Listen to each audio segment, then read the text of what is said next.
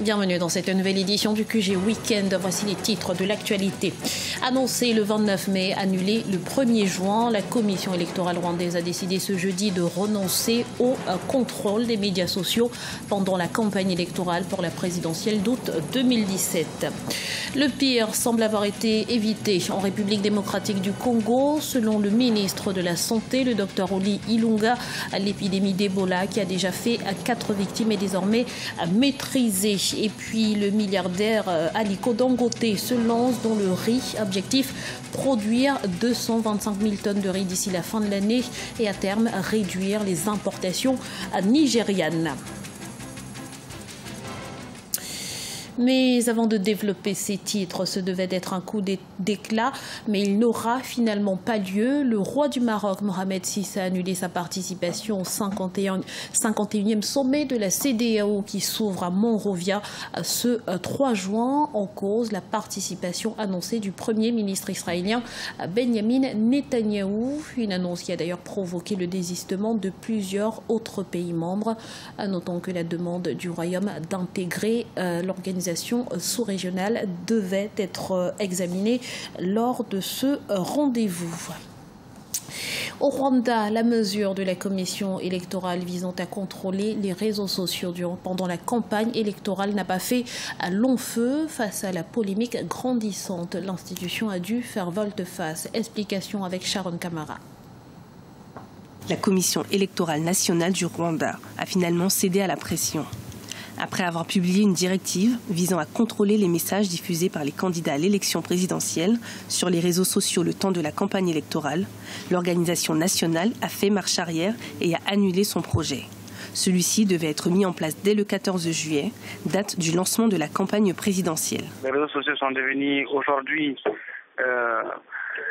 une plateforme, un média que personne n'a véritablement réussi à contrôler et qui peut conduire à des situations extrêmement graves. Et quand on regarde le cas spécifique du Rwanda, eu égard à son passé très sanglant, qui a été fait aussi par l'instrumentalisation d'autres types de médias, comme la radio des Mille Collines, on comprend très bien que on puisse arriver à de telles réflexions. La règle que souhaitait mettre en place la commission visait à imposer aux partis ou aux personnes désirant faire campagne sur les réseaux sociaux de faire approuver le contenu par la commission électorale nationale 48 heures avant la publication. Une annonce qui avait également fait scandale chez les 4 candidats à la présidentielle issus de l'opposition. Les candidats pourront publier du contenu sur les réseaux sociaux sans le soumettre à la commission électorale. Et s'ils commettent des fautes, ils feront face à la législation. Du côté du gouvernement, l'annonce n'avait pas été bien accueillie non plus. À la tête du Rwanda depuis 2000, le président Paul Kagame avait fait modifier la Constitution en 2015, lui permettant potentiellement de rester au pouvoir jusqu'en 2034.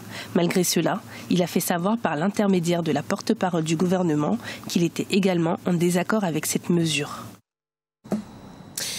En République démocratique du Congo, la propagation du virus Ebola survenue à Likati, dans la province du Bas-Ouélé, le 22 avril, a été maîtrisée. C'est ce qu'a déclaré ce vendredi le ministre de la Santé publique, le docteur Oli Ilunga.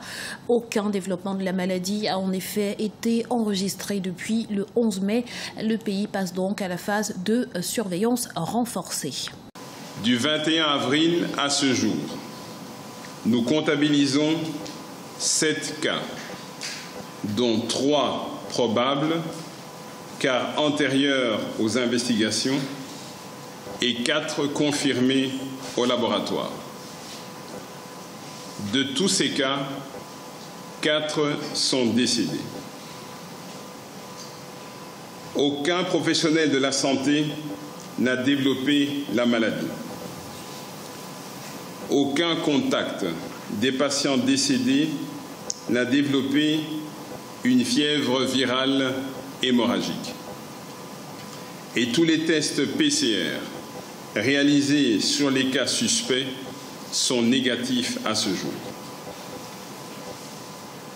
Chers compatriotes, la période d'incubation maximale du virus Ebola étant de 21 jours, et vu qu'aucun cas n'a été déclaré depuis le 11 mai, date correspondant à l'isolement du dernier cas confirmé, La République démocratique du Congo passe maintenant dans une deuxième phase qui est celle de la surveillance renforcée, étant donné que le cap fatidique des 21 jours est passé.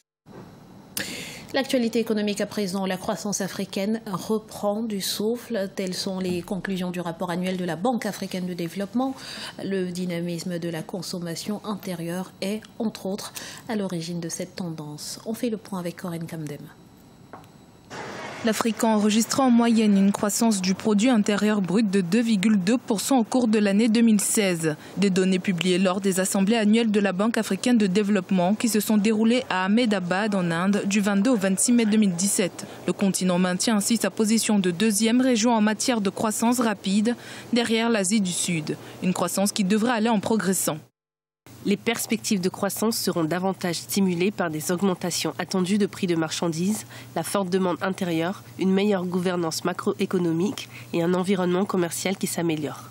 Le rapport qui a analysé les perspectives économiques du continent prédit en effet que la croissance des économies africaines devra en moyenne progresser de 3,4% en 2017 et de 4,3% en 2018. Les pays de l'Afrique de l'Est notamment seraient les locomotives de cette croissance annoncée en raison de leur activité économique qui évolue à grande vitesse. Beaucoup d'efforts qui sont faits. Nous sommes satisfaits, mais nous voulons faire davantage. C'est pourquoi on a beaucoup de projets, beaucoup de programmes pour continuer à accroître la croissance de la production du secteur et être sûr que les bons résultats que nous avons atteints continue au fait à être soutenu. Nous pensons que l'économie continue à se porter bien. En effet, la sous-région de l'Afrique de l'Est a enregistré une moyenne de croissance du PIB réel de 5,3%, portée par une forte performance de l'Éthiopie, de la Tanzanie ainsi que du Djibouti. Le Djibouti qui vient par ailleurs d'inaugurer son port de Doralé qui constitue une nouvelle passerelle entre l'Asie et l'Afrique de l'Est et contribuera à développer davantage l'économie du pays et de la sous-région. Et après la tomate et la canne à sucre, cap sur le riz, le milliardaire nigérian Aliko Dangote prévoit d'investir $1 milliard dans cette filière. Objectif, produire 225 000 tonnes de riz blanc d'ici la fin de l'année, soit près de 4% de la demande annuelle du Nigeria. Ibrahima Dioumaba.